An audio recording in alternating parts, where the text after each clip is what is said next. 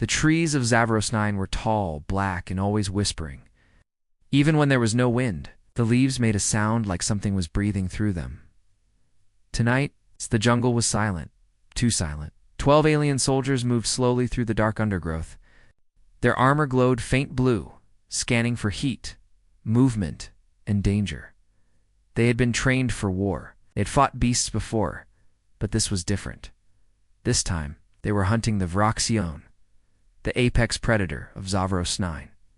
It had killed over 200 colonists, torn through metal walls, crushed hover tanks. Its roar could shake stone. Its claws were longer than a soldier's leg. And worst of all, it was smart. No trap had worked. No poison had slowed it, and no one who saw it lived long enough to speak.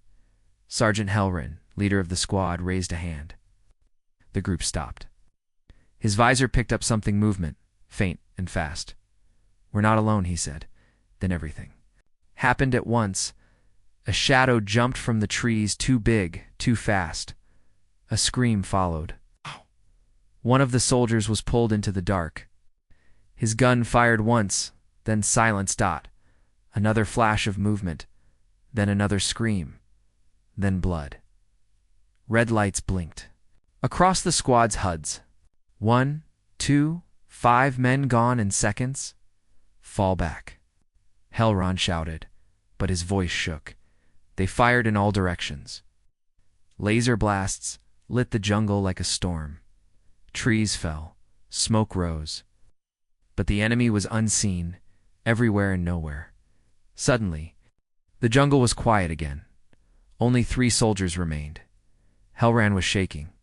"What is this thing?" Then slowly, a shape stepped out from the trees. It was over 10 feet tall. Muscles rippled under thick black fur. Its glowing yellow eyes burned like fire. Claws scraped the ground. Its mouth opened slowly, showing rows of white, wet teeth. It didn't roar, it didn't charge, it simply walked forward, like it knew it had already won. Helran raised his rifle. His finger trembled on the trigger. But before he could fire, a voice called out, "Stop." It was human. The Vraxion froze. Everyone turned.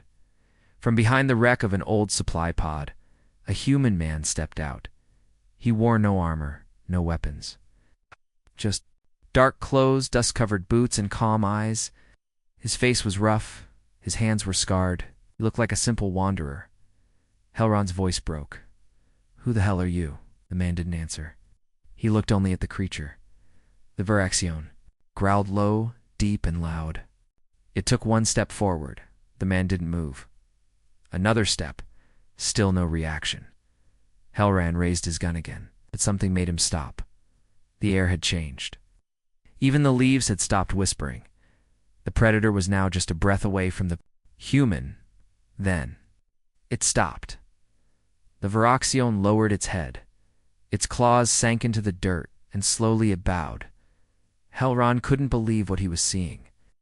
The most feared creature in this system was bowing like a trained animal. It's like a servant, too.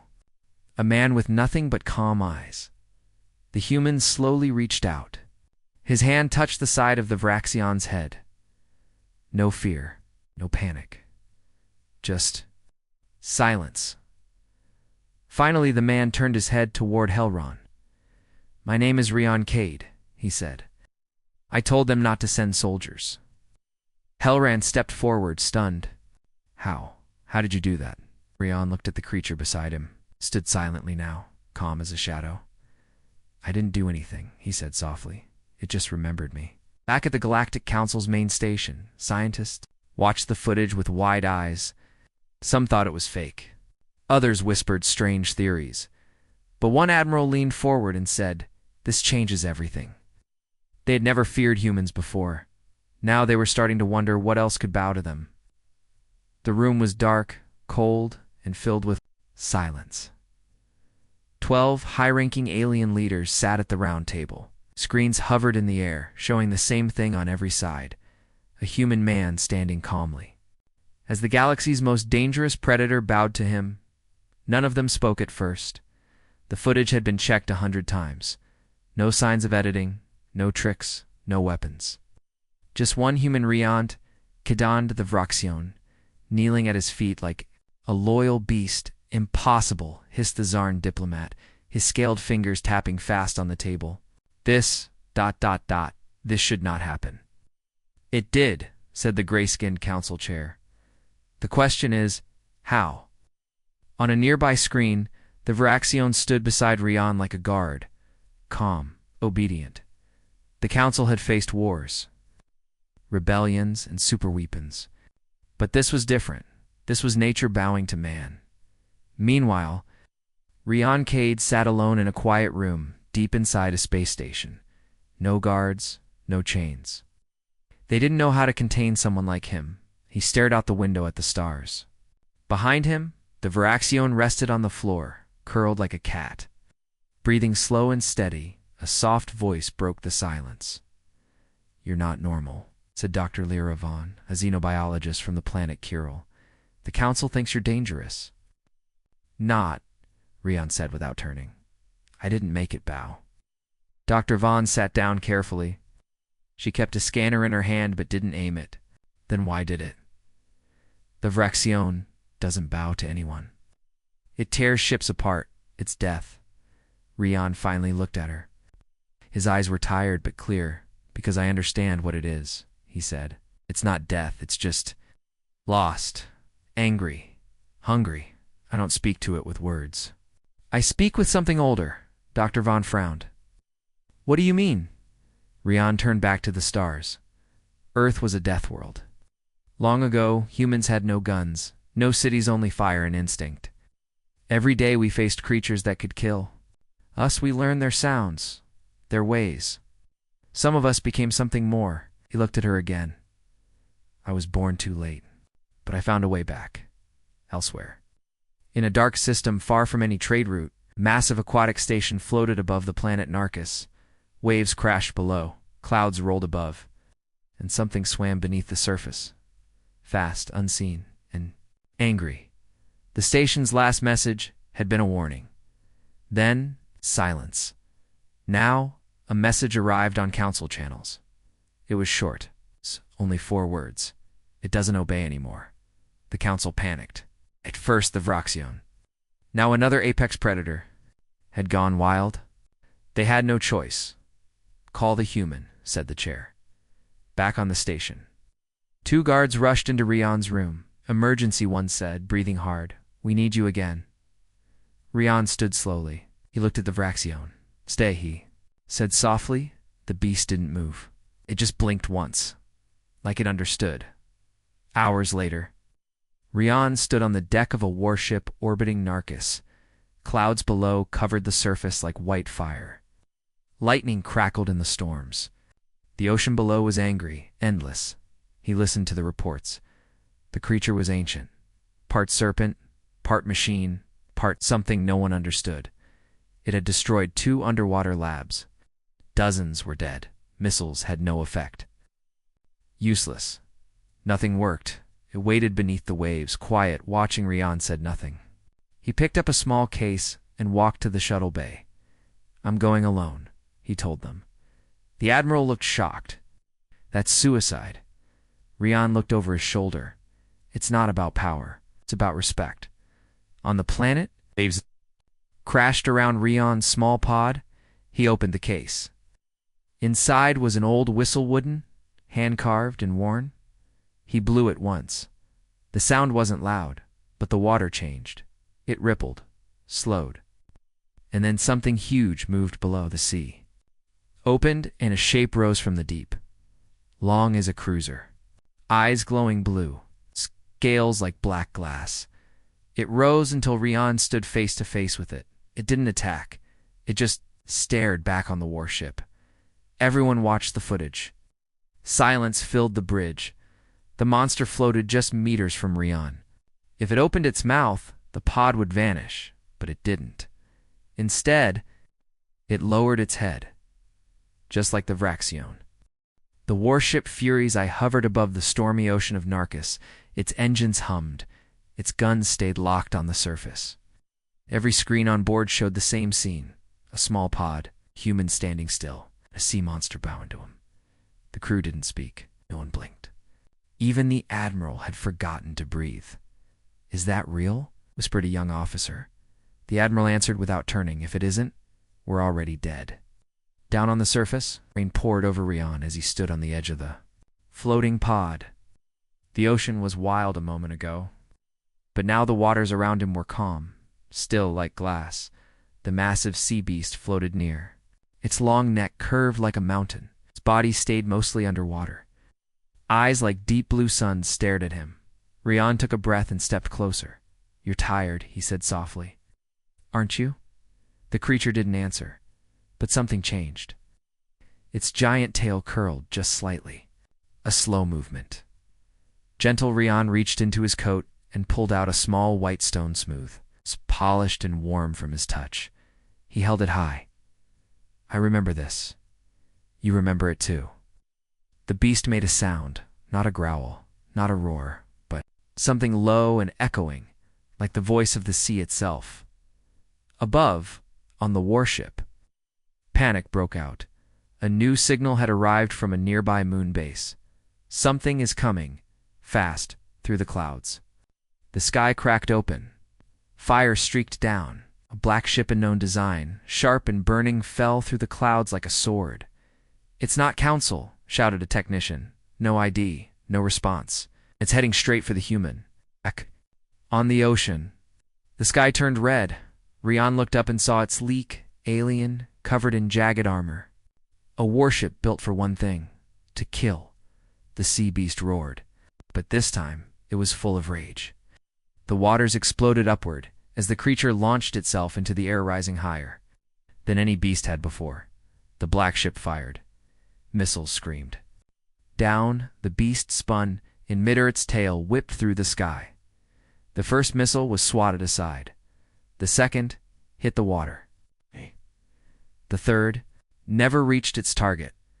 The sea monster took the hit and kept flying. Rian didn't move. Inside the enemy ship, the pilot snarled. He wasn't from the Council. He wasn't from any known system. He was a collector, a hunter of rare beasts. He didn't care about humans or politics. He came for trophies, and this one, this sea monster, would be the rarest kill of all. He didn't expect a problem, until his radar went dark, then his power systems blinked. Then everything stopped. Outside, the sea monster slammed into the enemy ship with a force that cracked its hull open. Metal bent. Fire burst from the sides. The creature wrapped around the ship like a serpent, squeezing tighter. The ship broke in half, and then it fell burning into the sea. Rian stood on his pod and watched as the water swallowed the fire. The beast returned minutes later, rising again beside him, unharmed. He reached out and placed a hand on its soaked skin. "You did well," he said quietly. Later, back on the Council station, a meeting was held in private. No news was shared. No media alert was sent. But inside that quiet room, fear grew like smoke. First Fraxion, now the Leviathan of Narcus. Both had bowed to a single human. Both had obeyed. Both had killed on his behalf. "We created him," said an old Council scientist. "Long ago we ran the experiments. We gave them access to our lost files. But humans never unlocked those abilities," someone argued. "They were too primitive, too emotional." The old scientist leaned forward. "Maybe that's exactly why it worked." Meanwhile, Rian walked quietly through a dark corridor. Behind him, the sea creature swam peacefully through a giant tank built just for it. Beside him, Dr. Vaughn tried to stay calm. "You didn't just calm it," she said. "You commanded it." Rian stopped. His voice was soft. "I don't command. I earn." She looked at him. "But why do they listen to you?" Rian paused. Then he said, "Because I don't want control. I offer them something no one else does: respect." In the shadows, someone else was watching. A hooded figure in a hidden base received a message. "Target survived again." Sea Leviathan obeyed. "Send another, something stronger. Let's see how far this human's control really goes." The night sky above HFY was strange. The stars were covered by thick orange clouds. Lightning flashed every few seconds. The wind howled like it was alive. But the real danger was already on the ground. It walked silently, claws sharp as blades, body covered in dark armor that grew from its skin, eyes glowing like twin fires. It had no name. It was simply called the Breaker. It didn't hunt for food. It didn't kill for survival. It killed for sport, created by a forgotten empire and left in the wild. The Breaker had destroyed 10 colonies. It didn't feel pain. It didn't listen. Couldn't be stopped. No beast had ever beaten it. Until now. It was headed for kYeah. kYeah stood in the middle of a ruined outpost on HFY. The air smelled like ash and metal. His coat moved in the hot wind. Behind him, broken walls and burnt machines were all that remained of the last science base. He looked ahead, calm but alert. The Breaker was coming. Dr. Vaughn's voice came through his comm. "kYeah, get out of there. It's not like the others. This one was made to kill monsters." "I know," kYeah said. "Then why are you just standing there?" "'Cause I need to see what it fears." The Breaker arrived. It stepped over fire and crushed metal like nothing. Its head turned slowly. It saw kYeah, then it stopped. The two stared at each other, man and monster, still as statues. Then it roared. The ground shook. Birds flew from the trees in panic, but kYeah didn't move. The Breaker charged. Dust flew behind its feet. Claws ripped into the ground. Its roar turned into a scream of rage. But just as it leaped into the air and raised his hand, he didn't yell, he didn't shoot. He simply spoke one word in a strange, low voice. A word not from Earth, not from any known language. A word he had no memory of learning. The Breaker stopped, mid-dash air. Its body trembled. It hit the ground hard on its knees. And then it bowed back at the council station. Screams filled the command room. He bowed again. A soldier shouted. "That thing bowed." "That's not possible," said a general. "The Breaker has no brain to control. It's all instinct and rage. Then how did the humans stop it?" No one had an answer, but they all watched the screen in silence as the Breaker knelt before kYeah and stayed there. Back on HFY, kYeah walked toward the creature. Its breath was heavy. Its body shook. But it didn't rise. "I know what you are," kYeah whispered. "You were made to kill. They took your choices. It made you into a weapon." He reached out and touched the Breaker's head. "But I'm not afraid of what you are. I'm sorry for what they turned you into." The monster let out a sound, not a growl, not a roar. It sounded like a whimper, like something remembering pain, and for the first time in its violent life, it closed its eyes. Dr. Vaughn arrived minutes later in a dropship. She ran toward, kYeah eyes wide. "You tamed it," she said breathlessly. "It obeys you now, too." "I didn't tame it," kYeah replied. "I freed it." Vaughn looked at the monster. It stayed beside kYeah, unmoving. "This shouldn't be possible," she whispered. 3 Apex-class beasts, all from different worlds, all different species, but they all listened to you. kYeah stared into the stormy sky. "Not to me," he said, "to something inside me, something older than I understand, far away in a hidden lab." The hooded figure watched another screen. The footage of the Breaker bowing played again and again. "It worked again," the assistant said quietly. "Even the Breaker." The figure didn't speak. Then he smiled. "Begin Project Echo," he ordered. "It's time we test the human. Against something different." "Another beast?" "No," the figure said. "Something smarter."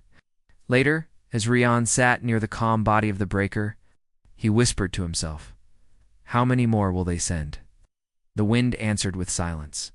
But deep in the forest, something was already watching. And this time, it had plans. The forest of Nerali's prime was alive, but too quiet. No birds, no insects, no wind, just silence. And something watching from the trees. kYeah stood still in the clearing. Behind him, the Breaker waited like a silent shadow. Even this monster, known for destroying colonies, refused to step forward. Rian could feel it. Something was out there. Something not like the others. He took one careful step forward, and the air changed. A voice echoed through the trees. Not loud, not angry, just calm. "You are not like the others," the voice said. "You do not kill, you listen." Rian froze. That voice didn't come from any council channel. It came from the beast itself. 20 hours earlier. The council had sent Rian to Nerali's prime with full support. Not because they cared for him, but because they were scared. The pattern had become clear. The Vraxion, the galaxy's most violent hunter. The Leviathan of Narcus, master of the sea. The Breaker, a machine-born killer. All had bowed to Rian. Now, something new had appeared. But this one didn't attack cities. It didn't roar or destroy. Instead, it was watching colonies from afar. Studying, waiting, and it had never been seen before. An intelligent predator, Dr. Vaughn asked during briefing. "No one knows," said the Admiral. "We don't even know what it looks like." Rian had simply said, "Then it's time to meet it." Now, back in the forest, a shape moved in the mist. 4 legs, long tail, eyes like silver moons. Its body shimmered like it was half invisible. Rian didn't reach for a weapon. He raised his hands, empty. "You've been watching, Rian?" said quietly. "Yes," the beast replied, stepping closer. "I have watched you calm the angry, tame the broken, free the lost." Its voice was deep, yet strange, like it didn't belong to a body. "You are not like the council," it said. "They call us monsters. You call us by name." Rian blinked. "You understand names?" The creature stopped just 10 feet away. It was beautiful and terrifying at once. "I understand more than you think," it said. "I was created too, but not to kill." Rian took a slow breath. "And what?" "To wait," the beast replied. In the council war room. The signal from Rian's communicator was playing on the main screen. The generals and diplomats were frozen. "It speaks," one whispered. "The creature speaks back." "This isn't just control anymore," said another. "This is communication. And if it's learning from him?" Someone asked, no one answered. Because the truth was clear. If the predators could talk, can listen, then Rian wasn't taming them. He was building an army in the forest. The silver-eyed creature walked closer. Now Rian could see it clearly. It had no name, not in the council records, but he felt something in its present: sadness, waiting patience. "What are you called?" Rian asked. The creature tilted its head. "The council called me Subject Zero. I escaped before they could finish me." Rian stepped forward. "You're not a subject to me." The creature's glowing eyes blinked slowly. "Then what am I?" "Survivor," Rian said. "Like the rest?" The silence between them stretched, then broke. The creature bent its front legs and bowed, not in fear, not in surrender, but in choice. Dr. Vaughn's voice cracked through the cums. "Rian," it just submitted again. He didn't respond.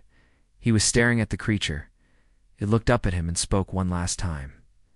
"There are more like me," it said, "hiding, watching, waiting for someone like you." "Then we find them," Rian whispered. "Elsewhere. In the shadows of the galaxy." The hooded figure slammed his fist into a table. "That's 4, he shouted. 4 beasts." "Oh," bowed. His assistant trembled. "We tried the strongest, the smartest." The figure's voice dropped into a growl. "Then we'll send the most dangerous one." His eyes glowed red as he opened a file marked Project Null, the one that feeds on loyalty, back on Nerali's prime. Rian stood beside the silent creature, now resting like a giant wolf. Dr. Vaughn finally reached him, speechless as always. "You're not controlling them," she said. "You're becoming something more." "I don't want to be feared," Rian replied. "I just want them to be heard." She looked at the peaceful predator beside him. "And they've chosen you to speak for them." Rian looked toward the sky. He didn't say it out loud, but deep inside he knew something worse was coming. And next time it wouldn't just be about survival.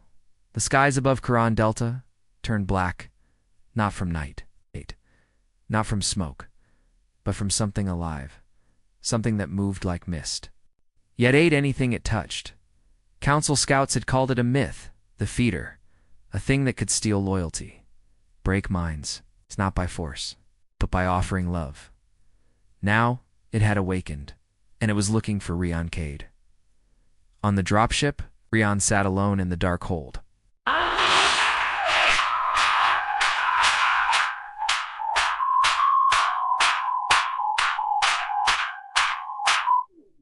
His coat was soaked. His eyes were tired beside him. The silent predator from Nirali's prime slept peacefully. Dr. Vaughn checked scanners every few minutes. "I don't like this place," she whispered. "Nothing feels real here." Rian didn't answer. He felt it, too. A pressure in his chest, like something was pulling at him. Then, without warning, the dropship shook. Alarms blared. "Something's boarding us," shouted the pilot. But the radar showed nothing. Nothing at all. Inside the ship, a soft voice spoke through the walls, not from a speaker, from inside their minds. "You don't have to be alone, Rian Cade. You don't have to fight anymore. We love you. Come to us." The predator beside him growled, but not in anger. It was afraid. The ship landed hard on Quran Delta. Rian jumped out, gun ready, but saw no enemy, only shadows moving, fog crawling on the ground. Then he saw them people. Council soldiers, scientists, his own allies, all walking toward the fog, smiling, eyes empty. "They're not attacking," said Dr. Vaughn. "They don't have to," Rian replied. He stepped forward alone, deep in the fog. A shape formed, not a beast. Woman, soft eyes, calm face, gentle hands. She looked human, but her feet never touched the ground. Her voice was honey in glass. "You've brought pain wherever you go," she said. "Let me take it from you." Rian stared at her. "You're the feeder. I'm peace," she said. "And I can offer it to you. No more war. No more pain. Just love." Behind Rian, even the loyal beasts began to shake. One stepped forward and bowed to her. Rian's heart twisted. He felt something in his mind, gentle thoughts, warm memories. She was showing him his mother's voice, his old friends, peaceful earth beaches, all fake but perfect. And for a moment, he wanted to step forward, wanted to let go. But then he heard a sound, the cry of the breaker, a cry of betrayal. Rian turned back and saw his beast friend kneeling, confused. Lost to the feeder was stealing their loyalty. One thought at a time, Rian stepped away from the fog. "No," he said. The woman tilted her head. "Why suffer, Rian? I could make them love you. I could make them all obey." Rian's voice turned sharp. "I never asked them to love me. They follow me because they choose to." The fog hissed. The woman's face twisted, no longer soft. Now cold. Now cruel. "You would rather fight than belong?" "I don't want to belong to a lie," Rian answered. "I want the truth, even if it hurts." He stepped forward. The fog hit him like ice and fire, but he kept walking. Each step, Ow. memories were pulled from him, his past, his hopes, but he pushed harder, and when he reached the feeder, he touched her hand and whispered, "I forgive you." Fog screamed. The woman's image shattered. The mist cracked and burned, and then, one final burst of light, it vanished. The soldiers collapsed. The beasts roared, and the predator that had bowed to the feeder stood again and returned. To Rian's side. Later. Dr. Vaughn treated the wounded in silence. Rian sat beside the predator. Its eyes were wide, like it had returned from a dream. "I almost lost them," Rian whispered. Vaughn sat down beside him. "No." He gave them a choice, even against something they couldn't see. Rian didn't smile. She didn't use force. She offered comfort. That's what makes her worse. Elsewhere. The hooded figure in the hidden lab stared at the failed reports. "She even failed," he said, shocked. "The feeder couldn't break him," His assistant said nothing. The figure turned to the dark screen, which showed a galaxy map. Enough. Beasts, enough tricks. We'll send something else. He tapped the screen. A red dot blinked. Project, Human Zero. There was a room so dark that light refused to stay. Inside that room was a glass tank, and inside the tank floated something that looked human. But WASN, single quotes. Eyes always open. Heartbeat slow, almost dead, skin pale like ice. It was called Project. Human Zero, not born, not raised. It was built from fear of one man, Rian Cade, and now he was waking up. Meanwhile, on a council outpost near the edge of the galaxy, kYeah stood quietly beside Dr. Vaughn. The air smelled like rust and old wires. Behind them were 5 beasts, each one different, deadly and calm. The Vraxion Hunter, the Breaker, the Leviathan Cub, the Nerali's Silver Stalker, and the latest, the Mist Feeder's last loyal echo. All stood together, all by choice. But Rian didn't feel proud. He felt watched. Something's wrong, he whispered.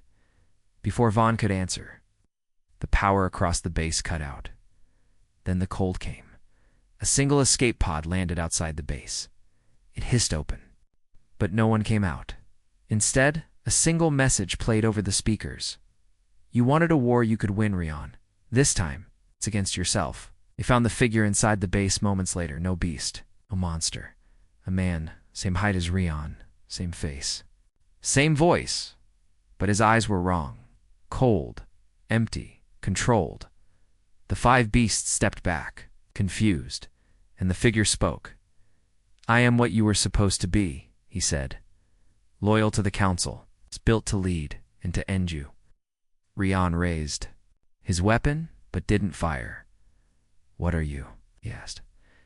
I'm you, the figure said, smiling without weakness. The council had made him from Rian's stolen blood and memories, but they removed the part that made him human. Mercy, choice, heart. He didn't want peace. He wanted order. And for that, he had to remove the flawed original. Rian, the beast, didn't know who to follow. They circled the 2 men, both the same, yet different. The Vraxion Hunter growled. It looked from one to the other, confused. Then Human Zero spoke one word. Submit. The beasts dropped to their knees, shaking. Not in respect, but in fear.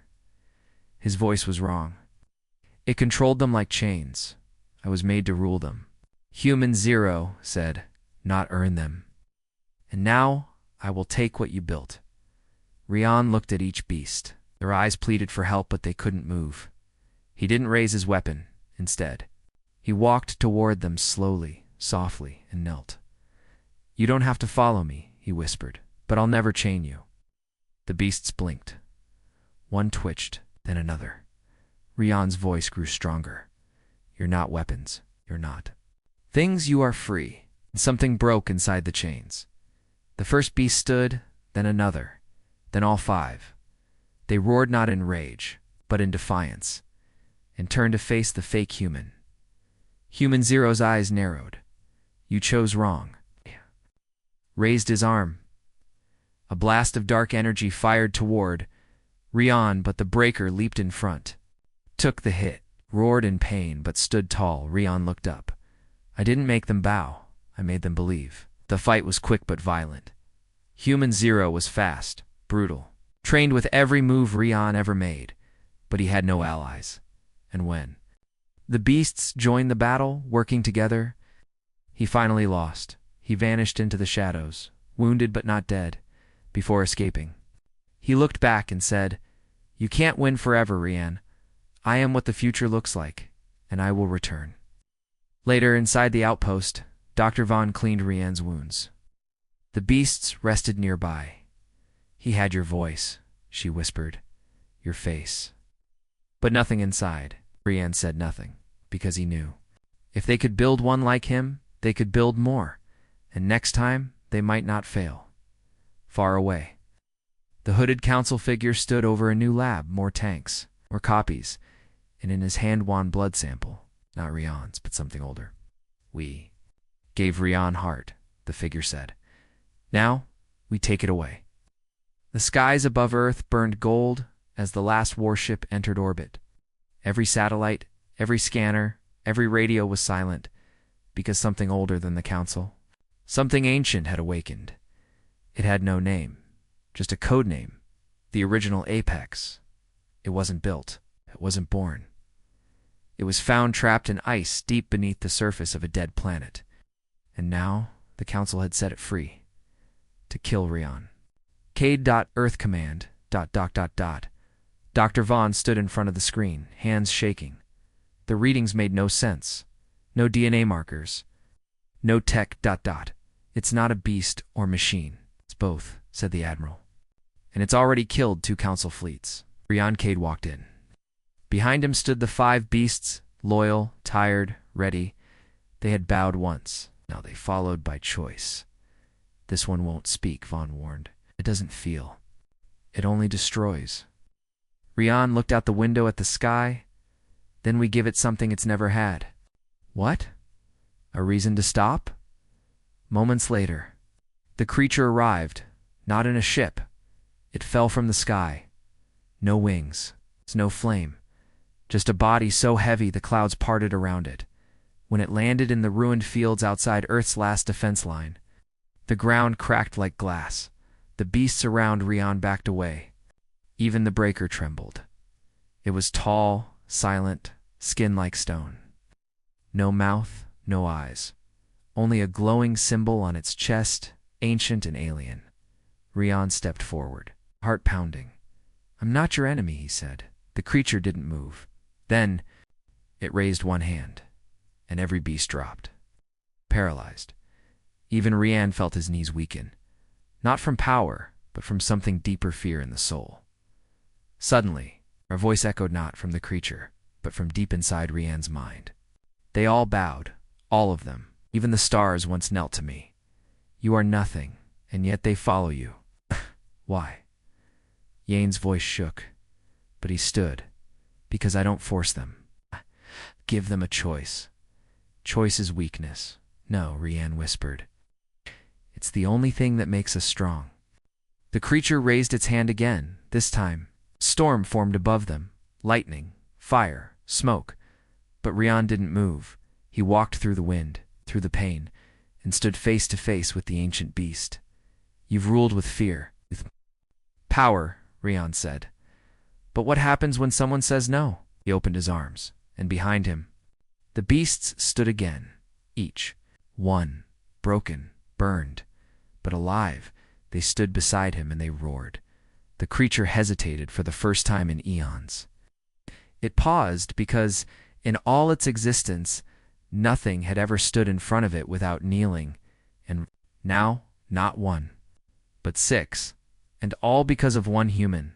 Then, something impossible happened. The glowing symbol on the apex's chest flickered, and it lowered its hand. The storm stopped. The air cleared, and the Ancient One knelt not in surrender, but in understanding. Back in council space, panic screens flashed. The apex has submitted. Impossible. The hooded leader slammed a fist. This can't be happening. This was the final answer. The last plan. A whisper came from behind him. He didn't fight with strength. Then with what? The leader snapped. With something will. Never understand, the voice said. Something called loyalty. On Earth, Rian looked at the kneeling giant. He didn't smile. He walked up and placed a hand on the creature's massive head.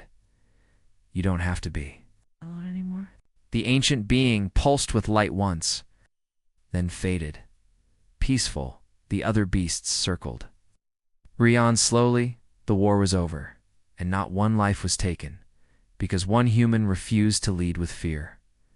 Weeks later, galaxies whispered the same tale, that even the strongest beasts had bowed not to war, not to power, but to a man with no crown. Children on alien worlds played games where they pretended to be him. Councils banned his name out of fear. And deep in the stars, a symbol began to appear. On walls and ships, a hand extended in peace. And below it, the words, "Follow by choice."